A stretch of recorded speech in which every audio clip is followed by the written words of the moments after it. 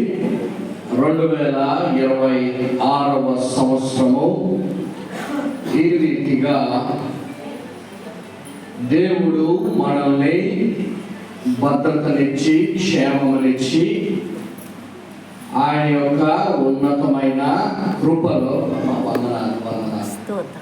ఆయన యొక్క ఉన్నతమైన కృపలో కాచి కాపాడి తన యొక్క పరిశుద్ధ ఆలయంలో మనల్ని ఈ రీతిగా నడిపించిన దేవుని ఒకసారి రెండు చేతులు ఎత్తి కృతజ్ఞతాస్తుతులు చెల్లిద్దాం. హల్లెలూయా, హల్లెలూయా. సంతోషము. వాక్య భాగంలోనికి వెళ్ళే ముందు ఒక స్తుతి పాట పాడి దేవుని నామాన్ని మహిమపరచాలని ఆశపడుతూ ఉన్నాను. పాట వచ్చిన వారు నాతో కలిసి పాడండి, రానటువంటి వారు చప్పట్లు కొడుతూ దేవుని యొక్క నామాన్ని మహిమపరదాం. సాగిపోదును ఆగిపోదును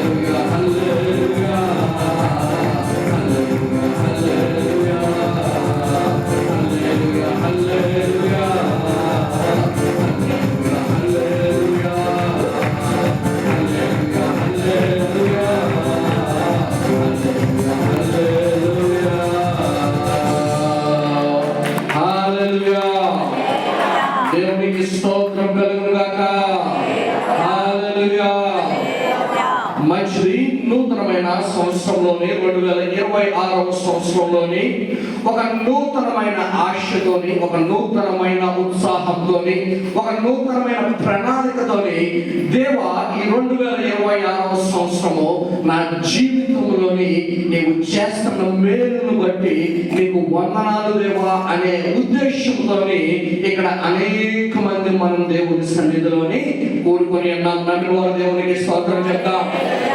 నిన్న రాత్రి కాలంలో చాలా మంది రాలేకపోయారు.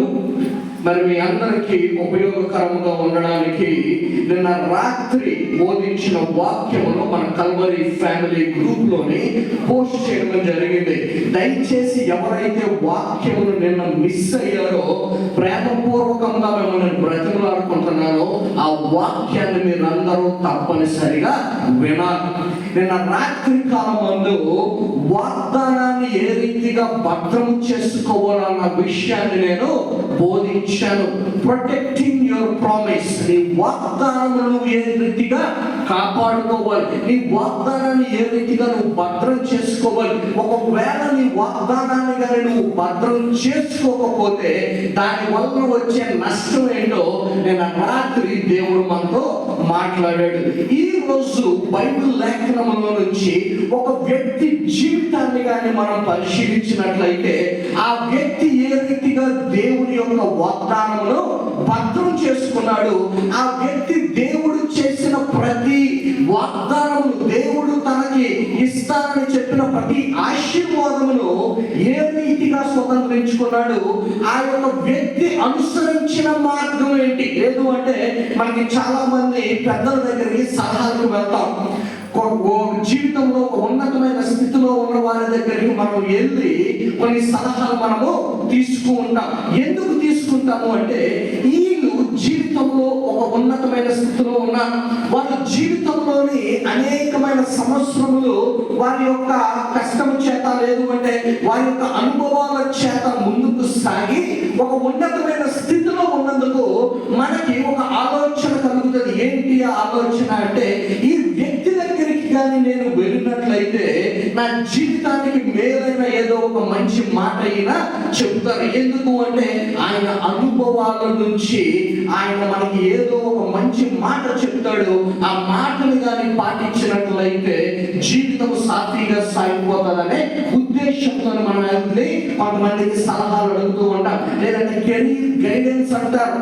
ఆ భవిష్యత్తులో నేను ఏం చదివితే బాగుంటుంది, భవిష్యత్తులో ఏ కోర్సు నేర్చుకుంటే బాగుంటుంది, భవిష్యత్తులో నేను ఏ స్థలంలో స్థిరపరచబడితే బాగుంటుంది, ఏ వ్యాపారం చేస్తే బాగుంటుందని మనం అనేక మంది దగ్గరికి వెళ్ళి కొన్ని సలహాలు మనం తీసుకుంటాం. ఎందుకు అంటే వారి సలహాలు మనకి ప్రయోజనకరంగా ఉంటాయి కనుక ఈ రోజు వాక్య భాగంలో ధ్యానం చేసుకుందాం.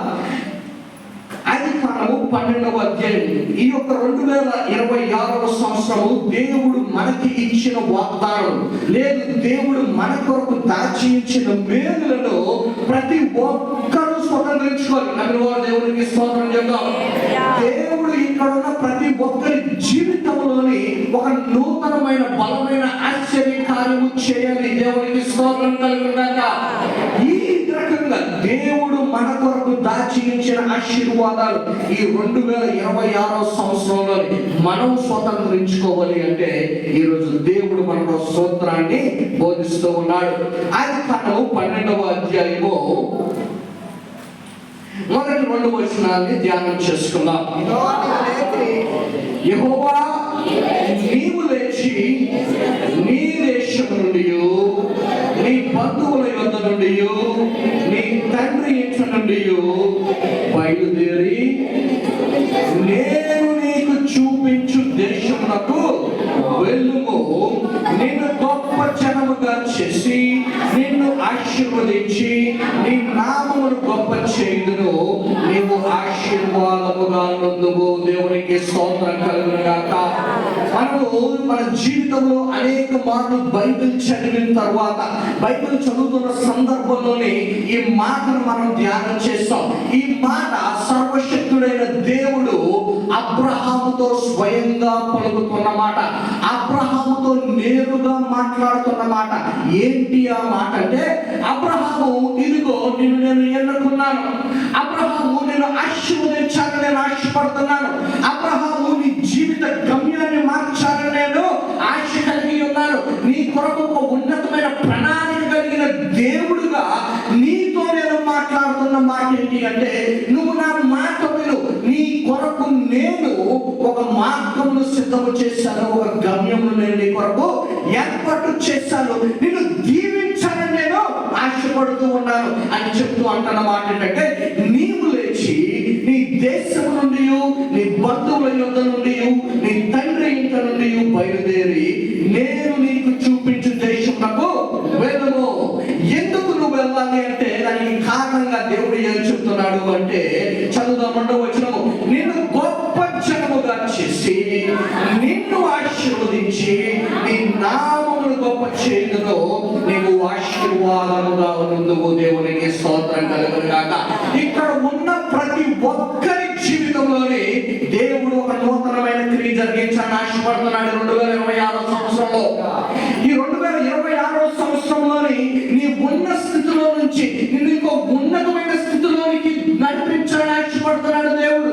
నీ ఉన్న పరిస్థితులన్నింటినీ చక్కదిద్ది నీకు బహుమానముగా ఒక నూతనమైన ఉన్నతమైన జీవితమును ఇవ్వాలని ఆశపడుతున్నాడు. మీరు వారంటున్నారో దేవునికి స్తోత్రం.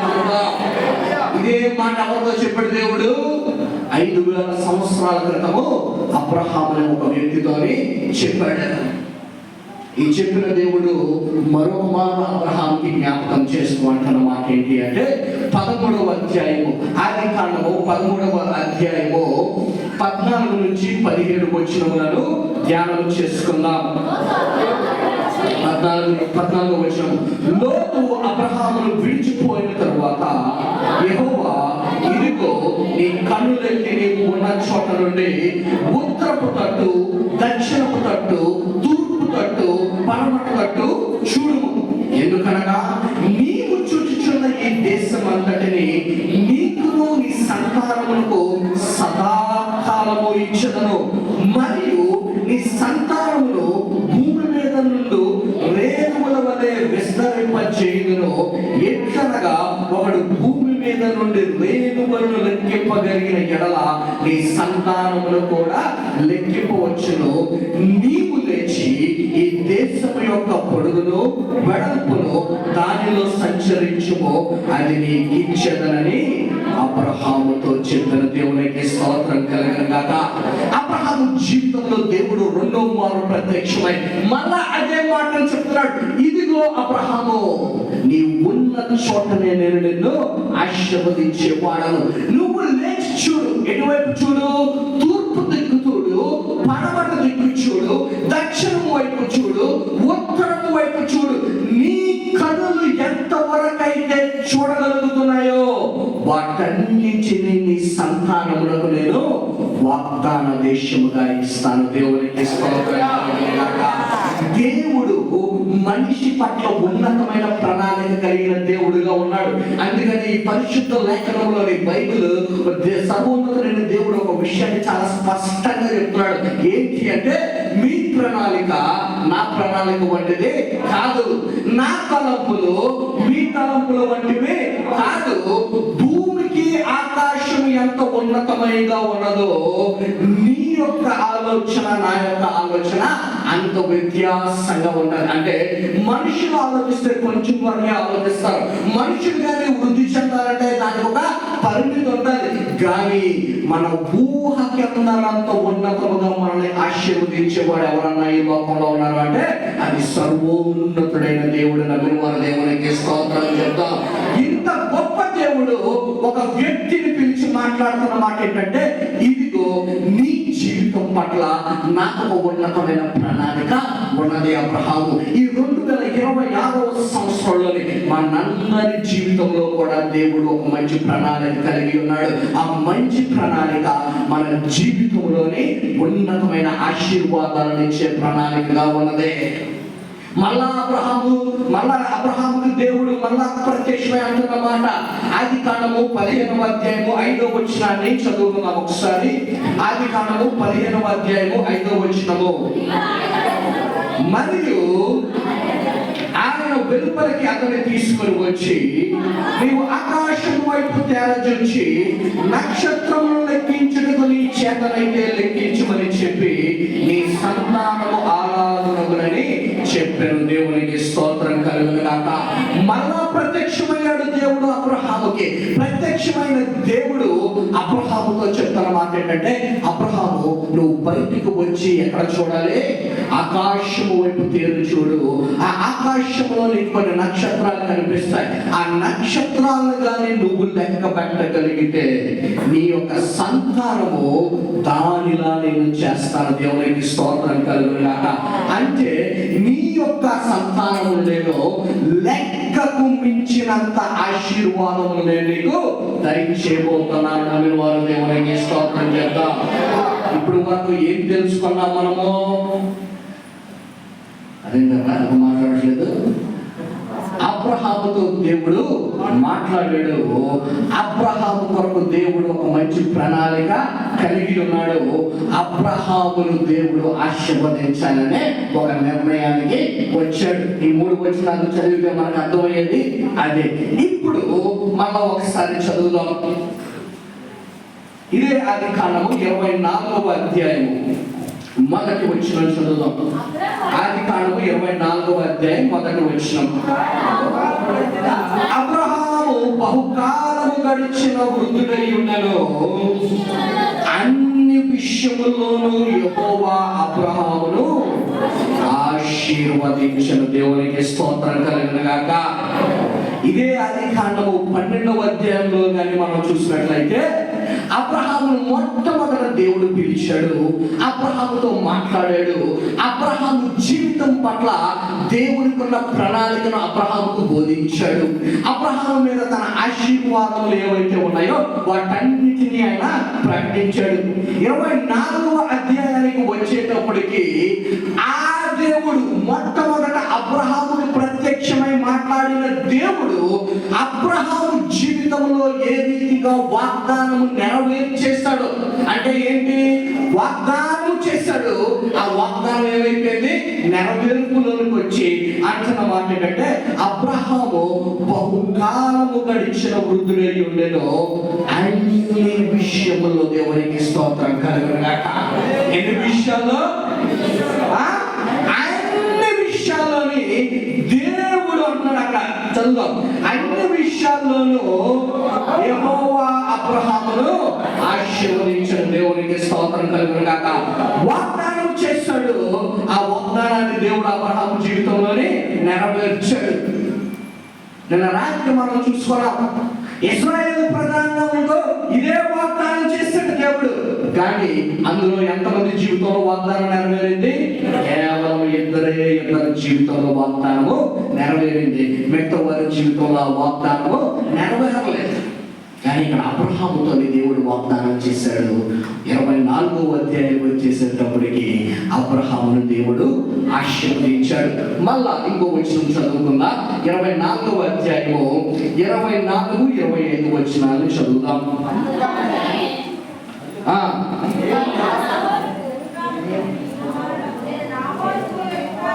34వ వచనం. అంతటా అతడు ఇట్లనెను, నేను అబ్రహాము దాసుడను, యెహోవా నా యజమానుని బహుగా ఆశీర్వదించెను కనుక అతడు గొప్పవాడాయను. అతనికి గొర్రెలను, గొడ్లను, వెండి బంగారములను, దాసీ జనమును, ఒంటెలను, గాడిదలను దయచేసిన. దేవునికి స్తోత్రం కలుగును గాక. ఈ మాటలు చెప్తుంది ఎవరు అంటే అబ్రహాము తాలూకా ప్రధాన దాసుడు. ఈ ప్రధాన దాసుడు తన యజమానుని గురించిన సాక్ష్యం చెప్తున్నాడు.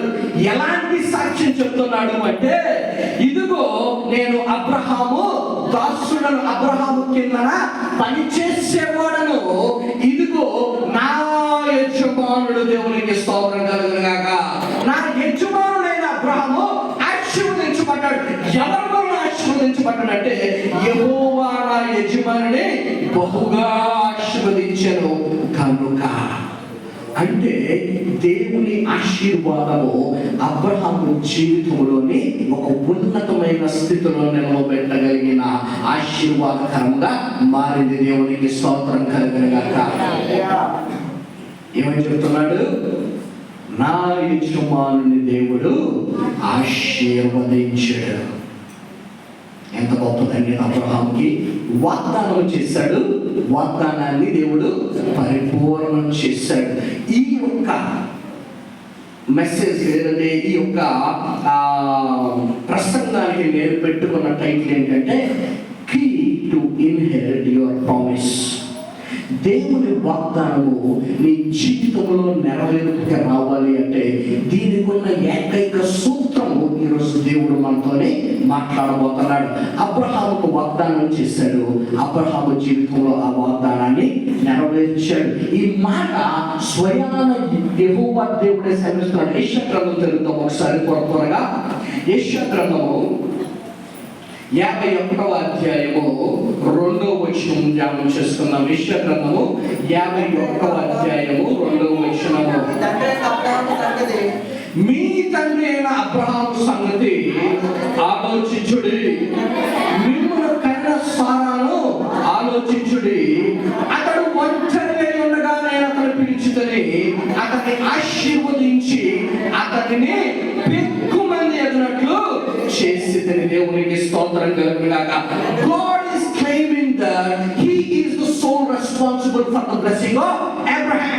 అబ్రహాము ఆశీర్వాదానికి కారణం ఎవరో దేవుడు చెప్తున్నాడు. ఏమని చెప్తున్నాడంటే ఇదిగో మీ తండ్రి అయిన అబ్రహాము సంగతి ఒకసారి మీరు ఆలోచించండి. ఎలా ఆలోచించండి? అతడు ఒంటరిగా ఉండగా నేను అతన్ని పిలిచాను అని చెప్తున్న మాట ఏంటి అంటే అతన్ని ఆశీర్వదించి అతన్ని పెక్కుమందగినట్లు నేను చేసి దేవునికి స్తోత్రం కలుగుగాక. స్వయాన దేవుడు చెప్తున్న మాట ఏంటి అంటే అబ్రహాము జీవితము ఆశీర్వాదకరముగా మారడానికి, అబ్రహాము జీవితంలో నేను అబ్రహాముతో చేసిన వాగ్దానము పరిపూర్ణము చేయడానికి ఎవరి చేతిలో ఎవరి సామర్థ్యం ఉంది అంటే అది నా సామర్థ్యం వలనే అబ్రహాము ఉన్నతమైన స్థితిలోనికి వెళ్ళగలిగాడు అని ఎవరు చెప్తున్నారు? దేవుడు చెప్తున్నాడు. ఇప్పుడు 2 విషయాలు మనము ఇప్పటి వరకు ధ్యానం చేసుకున్నాం. ఏంటి అంటే అబ్రహాముతో దేవుడు చేసిన వాగ్దానము, అబ్రహాము జీవితంలో దేవుడు నెరవేర్చిన వాగ్దానం. జరిగేది అబ్రహాము జీవితంలో ఎవరికైనా అనుమానం ఉందా? లేదండి, అబ్రహాము దేవుడు చెప్పినట్టు జరగలేదు అన్నవారు ఉన్నారా? లేదు. దేవుడు అబ్రహాముతో ఏదైతే చేశాడో దాన్ని అంతటిని నెరవేర్చాడు. కారణం ఏమై ఉంటుంది? అబ్రహాము జీవితంలోని దేవుడు ఇంత గొప్పగా ఆశీర్వదించడానికి చెప్పండి. మీరు ఏది చెప్పినారో ఏంటి ఆన్సరే? విశ్వాసం మంచిది, విధేయత మంచిది. మీరు ఏది చెప్పినారో ఏంటి ఆన్సరే? చెప్పండి థామస్ గారు. ఎంతలాగా దేవుడు అబ్రహామును దీవించడానికి అబ్రహాము జీవితంలో దేవుడు ఏం చూశాడు? కరెక్ట్ ఆన్సర్ చెప్పారు థామస్ గారు. లేట్ అయినా గొప్ప మంచి ఆన్సర్ చెప్పారు. బైబిల్లో చూపించిన ఈ మాట నెహెమ్యా గ్రంథం తెచ్చుకుందాం ఒకసారి. అసలు దేవుడు ఇంతలాగా అబ్రహామును దీవించడానికి, లేదు అబ్రహాముతో చేసిన ప్రతి వాగ్దానమును నెరవేర్చడానికి అబ్రహాము జీవితంలో దేవుడు చేసిన ఒక ఉన్నతమైన విషయము నెహెమ్యా గ్రంథం తెచ్చుకుందాం ఒకసారి. నెహెమ్యా గ్రంథము 9వ అధ్యాయము 7-8 వచనాలను ధ్యానం చేసుకుందాం. దేవా యెహోవా అబ్రహామును ఏర్పరచుకొని కల్దీయుల ఊరు అనే స్థలం నుండి యువతలకు అతన్ని రప్పించి అతనికి అబ్రహామును పేరు పెట్టిన వాడవు నీవే. 8వ వచనము, అతడు నమ్మకమైన మనస్సు గలవాడని ఎరిగి కనానీయులు, హిత్తీయులు, అమోరీయులు, పెరిజీయులు, యోబీసీయులు, గిర్గాషీయులు అను వారి దేశమును అతని సంతతి వారికి ఇచ్చినట్లు అతనితో నిబంధన చేసిన వాడవు నీవే. దేవునికి స్తోత్రం కలుగుగాక. దేవా, మా పితరుడైన అబ్రహాము జీవితంలో కానీ మేము చూసిన చూసినట్లయితే అతడు అబ్రాముగా ఉన్న వాడిని నువ్వు బయటికి పిలిపించావు. అతడు ఎలాంటి మనసు కలిగిన వాడని దేవుడు చెప్తున్నాడు ఇక్కడ. అతడు నమ్మకమైన మనస్సు గలవాడు కనుక దేవునికి స్తోత్రం కలుగును గాక. అబ్రహాము జీవితంలోని దేవుడు అబ్రహాముకు చేసిన ప్రతి వాగ్దానము అతని జీవితంలో నెరవేర్చడానికి గల కారణం ఏంటో తెలుసా? దేవుడు అబ్రహాము తాలూకా నమ్మకత్వాన్ని చూశాడు. దేవునికి స్తోత్రం కలుగును గాక. ప్రియ సంగమా, ఈ 2026వ సంవత్సరం ముగింపులోనికి వచ్చేటప్పటికి మీ జీవితంలో దేవుడు ఒక ఉన్నతమైన ఆశీర్వాదం ఇవ్వాలంటే, మీ జీవితంలో దేవుడు ఒక గొప్ప కార్యం జరిగించాలి అంటే, మీ ఉన్న స్థితిలో నుంచి ఇంకో ఉన్నతమైన స్థితిలోనికి మిమ్మల్ని నడిపించాలి అంటే, మీకు లేమిగా ఉన్న ప్రతిదాన్ని దేవుడు, కొదువుగా ఉన్న ప్రతిదాన్ని దేవుడు సమృద్ధిలోకి మార్చాలంటే, మీ ప్రతి అవసరత దేవుడు తీర్చాలి అంటే, ఈరోజు దేవుడు ఒక సీక్రెట్ మనకి చెప్తున్నాడు. ఏంటో తెలుసా? ఈ 2026వ సంవత్సరము నీ నమ్మకత్వాన్ని బట్టి నీ జీవితంలో నేను వాగ్దానములు స్థిరపరిచే దేవుడిగా ఉన్నాను. అంటే వారు దేవునికి స్తోత్రం చెప్తాం. Your faithfulness is the only key for you to inherit the promise of God. నీ నమ్మకత్వం ఎంత గొప్పగా ఉంటే నీ జీవితంలో దేవుని యొక్క వాగ్దానాలు అంత విస్తారముగా నెరవేర్చబడతాయి. 2026వ సంవత్సరంలో అబ్రహాము ఎలాంటి మనస్సు కలిగిన వాడిని బైబిల్ చెప్తుంది? అతడు నమ్మకమైన మనస్సు కలిగిన వాడు. ఏ విషయాల్లోనే అబ్రహాము నమ్మకత్వాన్ని దేవుడు చూశాడు. ఒక 3 ప్రాముఖ్యమైన విషయాన్ని ఈ రోజు నేను బోధిస్తాను. ఎందుకో తెలుసా? మన జీవితంలో కూడా ఈ 3 ప్రాముఖ్యమైన విషయాల్లో కానీ దేవునికి మనం నమ్మకంగా కానీ ఉండగలిగితే అబ్రహాము ఆశీర్వాదాలు మనకు కూడా దేవుడు ఇచ్చాడు.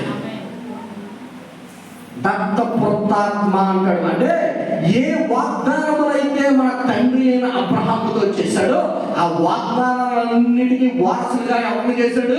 మనలను చేశాడు. కనుక అబ్రహాము పొందిన ప్రతి మేలు, అబ్రహాము అనుభవించిన ప్రతి ఆశీర్వాదం, అబ్రహాము జీవితంలో దేవుడు చేసిన ప్రతి మేలు మనతో కూడా ఆయన చేసేవాడిగా ఉన్నాడు. 3 విషయాలు బట్టి అబ్రహాము దేవుని యందు విశ్వాసం కలిగి తన వాగ్దానములను పొందుకున్నాడు. చదువుదాం ఒకసారి. 3 విషయాలు ఏంటి అంటే, మొట్టమొదటిది దేవుడు ఏ నమ్మకాన్ని చూశాడో తెలుసా?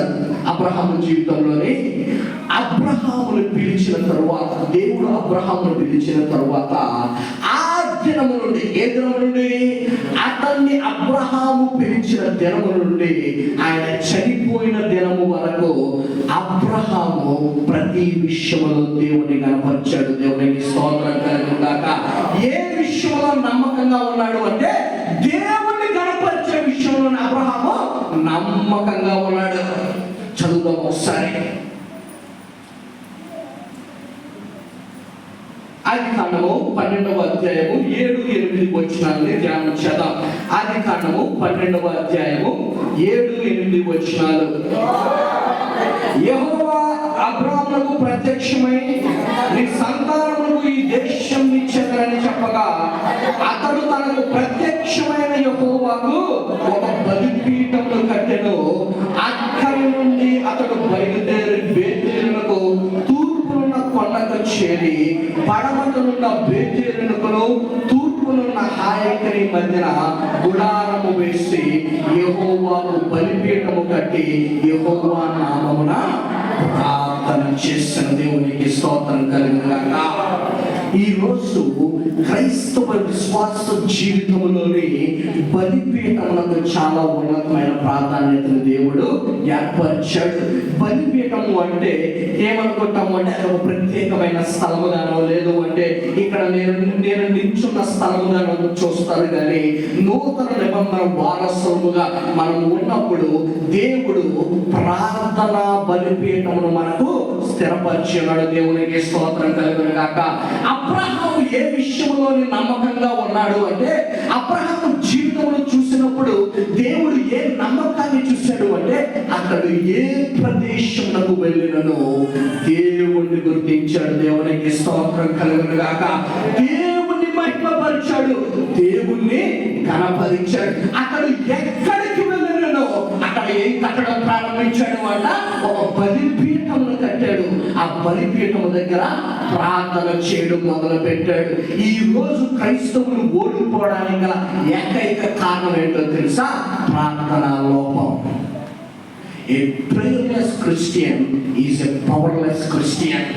ఏ క్రైస్తవుడైతే ప్రార్థనకి సమయం ఇవ్వడం, ఏ క్రైస్తవుడైతే దేవునితో సహవాసం చేయడానికి, ప్రార్థనలో దేవునితో కనిపెట్టడానికి, ప్రార్థన ద్వారా దేవుడు తన జీవితంలో ఏ ప్రణాళికలు కలిగి ఉన్నాడో ఆ ప్రణాళికలు తెలుసుకోవడానికి సమయం కేటాయించడం, ఎటు వెళ్ళాలో తెలియని దిక్కుతోచని స్థితిలోనే క్రైస్తవుడు ఉండిపోతున్నాడు. కనుకనే ఈరోజు తన యొక్క జీవితంలో అనేకమైన శ్రమలను క్రైస్తవుడు అనుభవిస్తున్నాడు. Are you honouring God everywhere is the question today. ఈ రోజు నీ జీవితం ద్వారా ప్రతి విషయంలోని దేవుని కనపరిచే స్థితిలో నీవు ఉన్నావా? అబ్రహాము పిలిచిన వెంటనే బయలుదేరాడు. వెళ్ళిన ప్రతి చోట దేవునికి బలిపీఠం కట్టడం మొదలు పెట్టాడు. అక్కడ దేవుణ్ణి ఆరాధించాడు. ఏమి రుజువు చేస్తున్నాడు అంటే, దేవా ఇదిగో నువ్వు నన్ను నడిపిస్తున్నావు, నువ్వు వెళ్ళవన్న ప్రతి స్థలమునకు నేను వెళ్తున్నాను, నీవు నాతో అక్కడ ఉన్నావనే నమ్మకము నాలో ఉంది, నీవు నా పక్షుల కార్యము చేస్తున్నావు అనే విశ్వాసం నాకుంది కనుక ఇదిగో దేవా ఈ స్థలంలో ఒక బలిపీఠం పెట్టి నేను నిన్ను కనపరుస్తున్నాను. ఈరోజు ఎంతమంది సమయం కేటాయిస్తున్నాం ప్రార్థన చేయడానికి? వాగ్దానాలు అందరం తీసుకుంటాం. ఎంతమంది నమ్మకంగా దేవునికి కనీసం ఒక గంట దేవా ఇదిగో నీతో సమయం గడపాలని నేను ఆశపడుతున్నానని తీర్మానం మనం తీసుకుంటున్నాము అంటే చాలా మందికి ప్రార్థన చేయడానికి సమయం దొరకదు. Prayer become boring in somebody's life.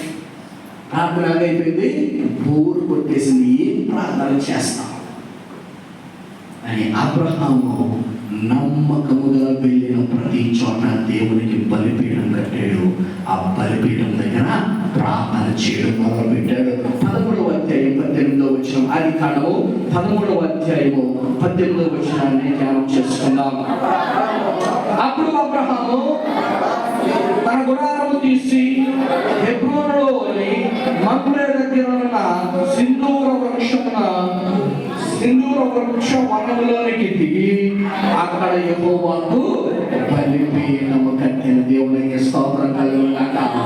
వెళ్ళిన ప్రతి స్థలమందు దేవుని సన్నిధి నా మధ్యన ఉన్నది, దేవుడు నాకు తోడై ఉన్నాడు, ఇదిగో నేను దేవునితో సహవాసం చేయాలి, నన్ను పిలిచిన వాడు, నన్ను ఆశీర్వదిస్తానని చెప్పిన వాడు, నా కొరకు ఉన్నతమైన వాగ్దానములు చేసిన వాడు, ఇదిగో నన్ను పెక్కుమంది అయినట్లు ఆశీర్వదిస్తానంటున్నవాడు నాతో ఉన్నాడనే స్పృహ ఉంది కనుకనే వెళ్ళిన ప్రతి చోట యెహోవాకు బలిపీఠం కట్టాడు.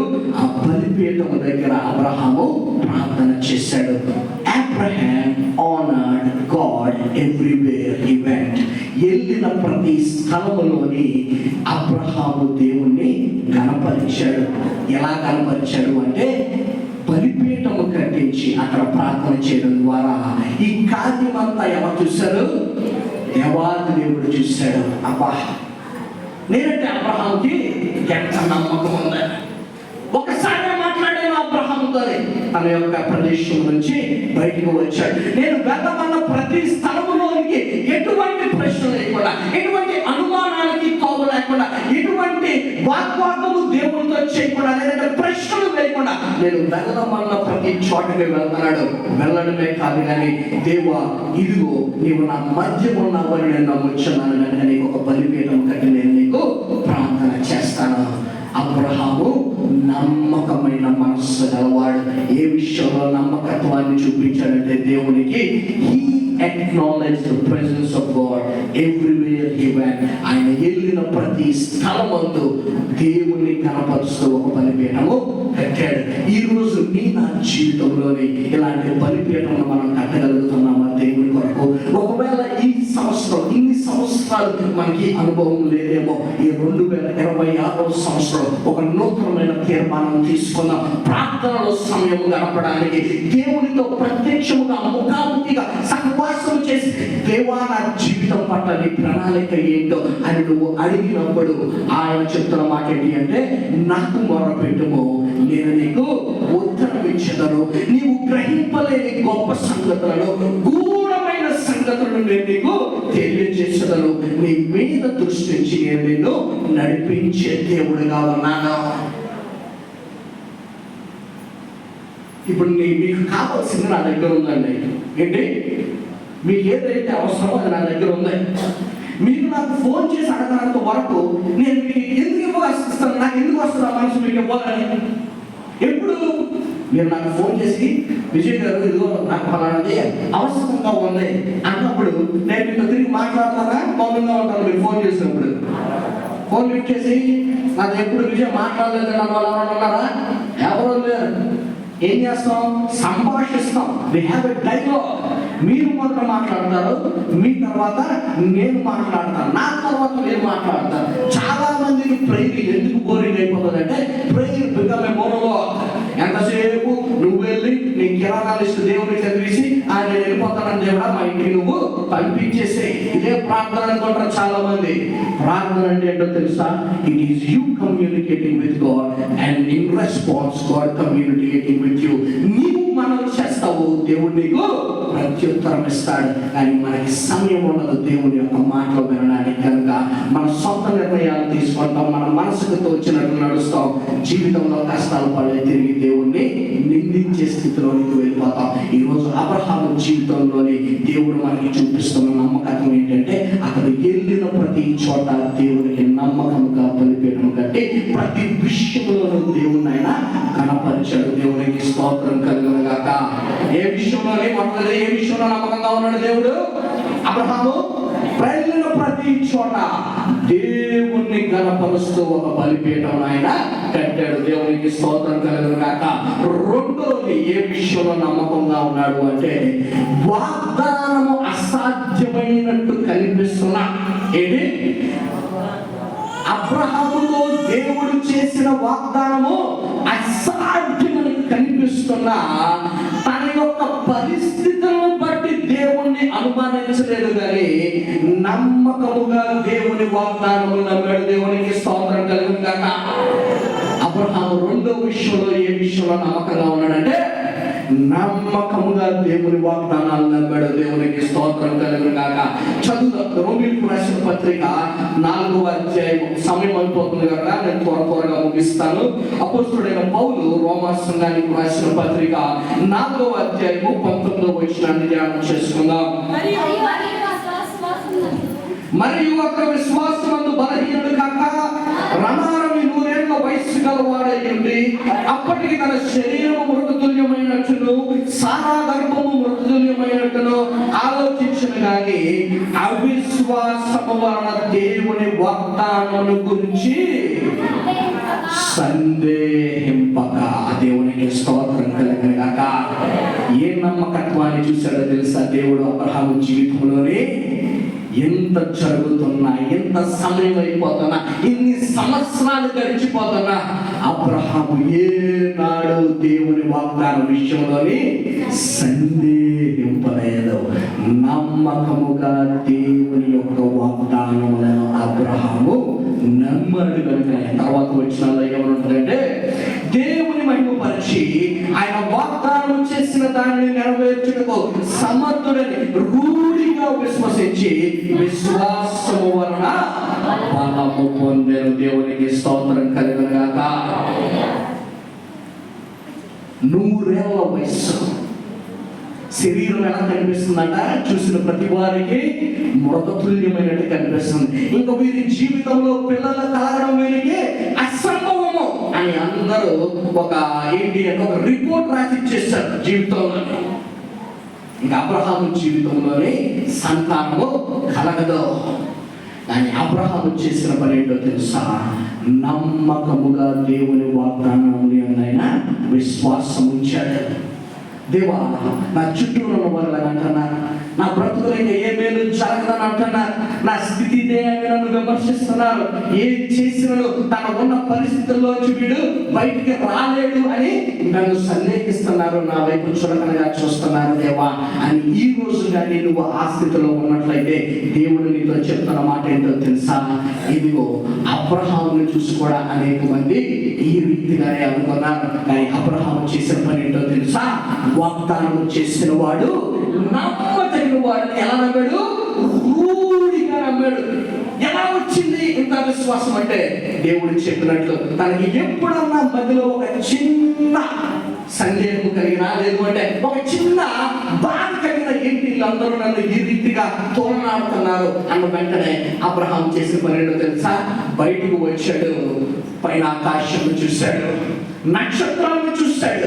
దేవా ఇదిగో నీవు నా సంతానంలో ఈ రీతిగా వృద్ధి చేస్తాను వాగ్దానం చేశావు. నా జీవితంలో నువ్వు వాగ్దానం నెరవేరుస్తున్నందుకు నీకు వందనాలు.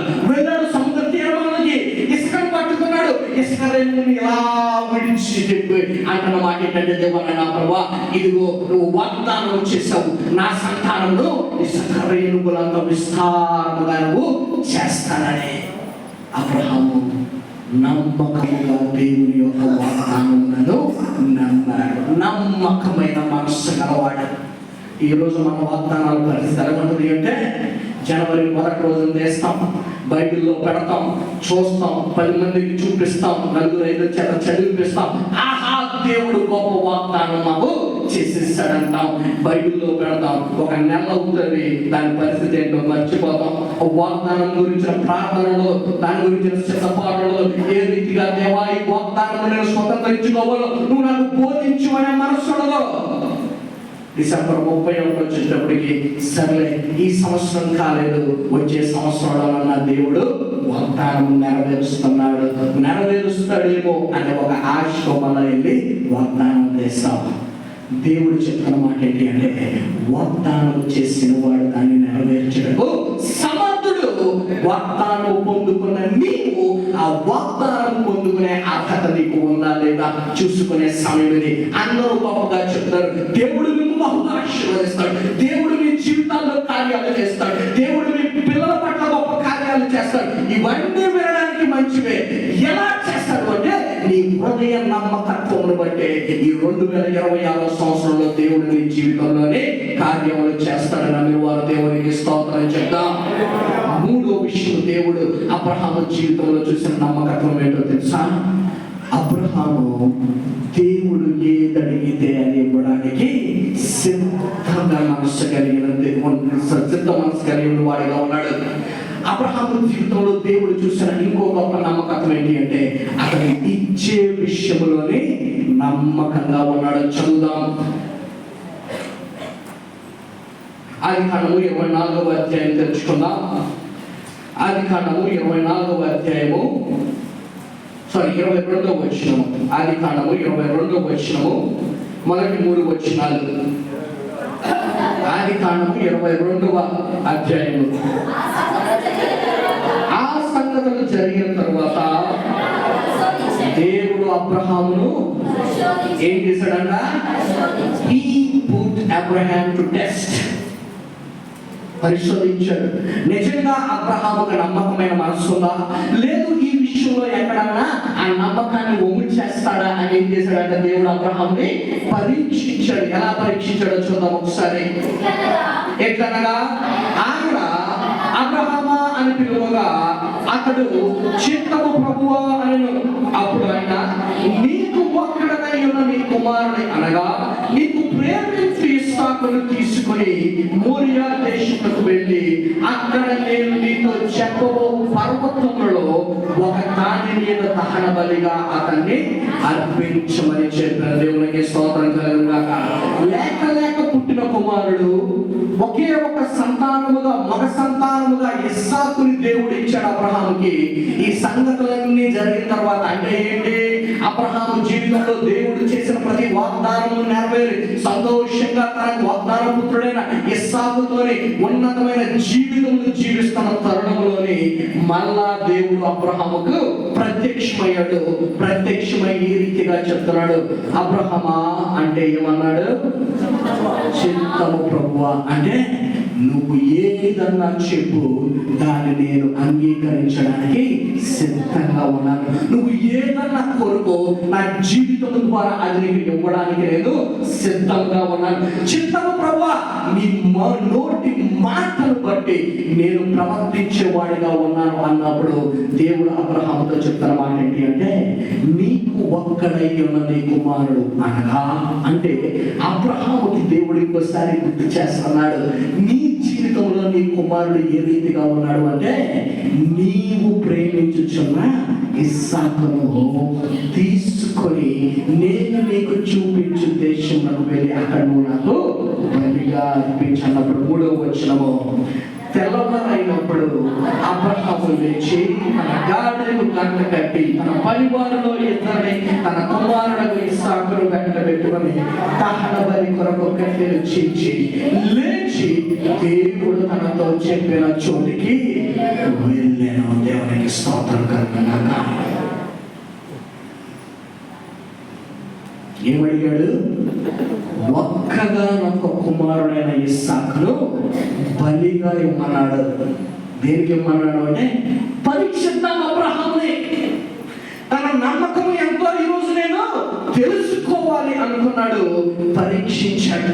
ఎలా పరీక్షించాడు అంటే, అబ్రహాము మనస్సులో నాకున్న స్థానము ఏంటి ఈరోజు తెలిసిపోతానే. తను ఎంతో గారాబుగా పెంచుకున్నాడు, తను ఎంతో ప్రేమగా చూసుకున్న ఇస్సాకు నాకు నిజంగా బలిగా ఇవ్వడానికి అబ్రహాము సిద్ధపడతాడా లేదా, అబ్రహాము మనస్సులో ఆ నమ్మకత్వం ఇంకా ఉందా లేదా అని పరీక్షించాలని చూశాడు దేవుడు. చిత్తము ప్రభువా అన్న అబ్రహాము దేవుడు ఏ రీతిగా అయితే వెళ్ళమన్నాడో అదే రీతిగా నడవడానికి సిద్ధపడ్డాడు. ఈరోజు ఏం ఇస్తున్నావు దేవునికి నీ జీవితం ద్వారా? ఎందుకు నీ జీవితంలో దేవుడు వాగ్దానమును పరిపూర్ణము చేయాలి? ఏ నమ్మకత్వాన్ని బట్టి ఆయన నీ జీవితంలో ఉన్నతమైన మేలు చేయాలి? నేను ఎప్పుడు చెప్తాను, దేవుడికి నీ తనం ముఖ్యము కాదు, నీ హృదయము ముఖ్యము. ఈ సంఘంలో ఎప్పుడు మీరు అది ఇవ్వండి ఇది ఇవ్వండి అని ఎప్పుడు బలవంతం పెట్టాం. ఎందుకో తెలుసా? మొదట నీ హృదయం దేవునికి కానీ ఇస్తే ఎవరు నీకు దేవునికి ఏమి ఇవ్వాలో చెప్పాల్సిన అవసరం లేదు. కనుక అతడు నమ్మకమైన మనస్సు గలవాడని దేవుడు ఎరిగాడు. ఏ విషయంలో నమ్మకంగా ఉన్నాడంటే అబ్రహాము దేవునికి ఇచ్చే విషయంలోనే ఆయన నమ్మకంగా ఉన్నాడు. 10 గంటలకు మందిరం అయితే ప్రాధేయపడతామా, సమయానికి రండి. సమయం ఇవ్వగలుగుతున్నావా ఈరోజు దేవునికి? నీవు దేవుని మందిరంలో దేవుణ్ణి తండ్రి తీరా స్తుతించడానికి సమయానికి రాగలుగుతున్నావా అంటే, ప్రజంటే నచ్చిన టైంకి వస్తారు, 10:30కు వస్తారు. వచ్చి ప్రార్థన అవసరాలు ఏమన్నా ఉన్నాయా అమ్మా అంటే పుట్లు చెప్తారు. ఎందుకున్నాయి అవసరతలు? ఎందుకు ఇంకా తీర్చుకోవట్లేదు? సంవత్సరాలు గడుస్తున్నా అదే అవసరం నీ జీవితంలో ఉండడానికి గల కారణం ఏంటో తెలుసా? ఎక్కడో దేవునికి ఇచ్చే విషయంలో నువ్వు నేను నమ్మకత్వాన్ని కోల్పోయాం. ఈరోజు అబ్రహాము జీవితంలో దేవుడు మనకి చూపిస్తున్న సత్యం ఏమన్నా ఉంది అంటే, దేవునికి ఇచ్చే విషయంలోనే అబ్రహాము నమ్మకంగా ఉన్నాడు. దేవునికి స్తోత్రం కలుగుగాక. క్రైస్తవులు మనం చెప్పుకుంటాం, ఆహా ఓహో అని గొప్ప గొప్ప మాటలు చెప్తాం, నిలబడి ఓహో నా అంత భక్తిపరుడు లేదని చెప్తాం. దేవునికి ఇచ్చే విషయం వచ్చేటప్పటికి వెనకడుగు, అంటే ఎక్కడో ఉంటాం లిస్టులోనే. ఈరోజు నమ్మకంగా దేవునికి దశభాగం చెల్లించే వారంలా ఉంటున్నామా? నమ్మకంగా దేవుడు నియమించిన ప్రతి కూటానికి ప్రతి కార్యానికి వెళ్ళడానికి మనకి సమయం ఉందా అంటే ప్రశ్న. చాలా మంది అంటారు, మనం నూతన నిబంధన సంబంధం కదండి, దశభాగం ఏమో మరి దేవుడు ఎక్కడ చెప్పాడు? ఎవరికి దశభాగం అంటే పాత నిబంధన వారికి. దేవుడు అంతా తెలుగు తక్కువడు కాదు, మనుషులు లాంటి ప్రశ్నలు వేస్తారని దేవుడికి తెలుసు. ఎవరికి నియమించాడు దశభాగం దేవుడు చెప్పండి ఒకసారి? ఇశ్రాయేలు ప్రజలకి వాగ్దాన దేశంలో నడిపించిన తర్వాత నువ్వు ఏ రీతిగా దేవునికి కానుకలు ఇవ్వాలో చెప్పాడు. కానీ మొట్టమొదటి దశమ భాగం ఎవరు ఇచ్చారు దేవునికి? హేబేలు ఇచ్చాడు. అబ్రహాం ఇచ్చాడా లేదా దేవునికి దశమ భాగం? చదువుతాం ఒకసారి. ఆదికాండము 14వ అధ్యాయము 19-20 వచనాన్ని ధ్యానం చేసుకుందాం. ఆదికాండము 14వ అధ్యాయము 19-20. అప్పుడు అతడు అబ్రహామును ఆశీర్వదించి, ఆకాశములకు భూమికి సృష్టికర్తయు సర్వోన్నతుడైన దేవుని వలన అబ్రహాము ఆశీర్వదింపబడిన కనుక అనియు, నీ శత్రువులను నీ చేతికి అప్పగించిన సర్వోన్నతుడకు దేవుడు స్తుతింపబడిన గాక అనియు చెప్పెను. అప్పుడు అతడు అన్నింటిలో ఇతనికి 10వ వంతు ఇచ్చెను. దేవునికి స్తోత్రం కలుగును గాక. ఎవరన్నా చెప్పారా అబ్రహాముకి దశమ భాగం ఇవ్వమని? అప్పుడు దాకా దశమ భాగం అనే కాన్సెప్ట్ ఎక్కడన్నా బైబిల్లో అబ్రహాం చూసాడా? దేన్ని బట్టి ఇచ్చాడంటే అతడు నమ్మకమైన మనస్సు గలవాడు కనుక దేవునికి అర్పించే విషయంలో కూడా అదే నమ్మకత్వాన్ని చూపించాడు. నమ్మిన వారు దేవునికి స్తోత్రం చెప్తాం. ఇన్ని అద్భుత కార్యాలు లేదంటే అబ్రహాము జీవితంలో ఇంత గొప్ప నమ్మకత్వాన్ని చూసిన దేవుడు అబ్రహాముని ఉన్నతంగా ఆశీర్వదించాడు. అందుకనే చెప్తున్నాడు. యాకోబు పత్రిక 2వ అధ్యాయం తెరుచుకుందాం ఒకసారి, త్వరగా ముగిస్తాను. యాకోబు పత్రిక 2వ అధ్యాయము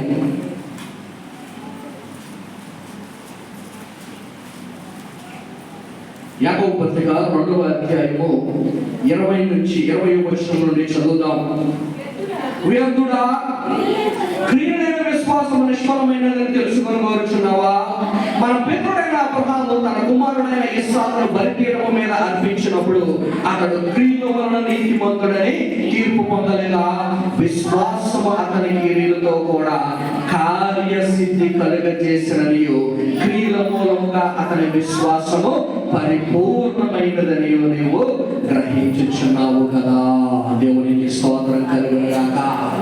వ్యర్థుడా అంటున్నాడు. ఎవరి గురించి అంటున్నాడు అంటే నోటి మాటలతో దేవుని స్తుతించే వారి గురించి దేవుడు చెప్తున్న మాట ఏంటంటే, వ్యర్థుడా, నీ మాటలు నాకు అక్కర్లేదు. ఏం కావాలి?